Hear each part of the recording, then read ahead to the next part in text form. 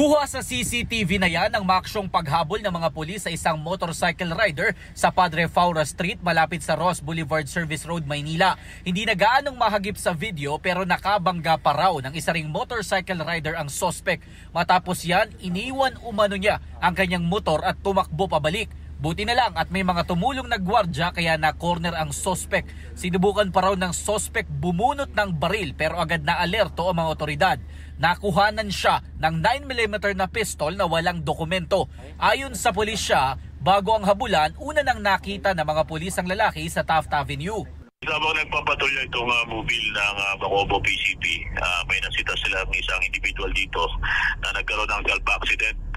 At nung lalapitan nga nila ito para tulungan, kagyat ito nga sumakay sa motor at pinaharurot ito kaya nagkaroon ng habulan.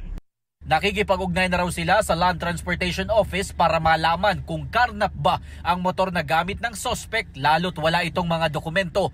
Ayon sa pulisya, isa sa ilalim din sa ballistic examination ng baril na na-recover sa lalaki para malaman kung nagamit ba ito sa krimen. Yun ang mga nakukuha nating mga impormasyon na miyembro nga ito ng isang grupo ng mga motorcycle riding criminal na nang-hold up dito sa area ng Maynila at ng mga karating pang syudad dito sa Metro Manila. Tumili niya rin ito sa gun for hire. Sinubukan naman naming makapanayam ang suspect. Paiba-iba ang kanyang pahayag tungkol sa baril. Yung baril na yun, sir, na ano ko lang yun, sir, napulot ko lang yun, sir. Wala po talaga akong dalang baril, helmet lang.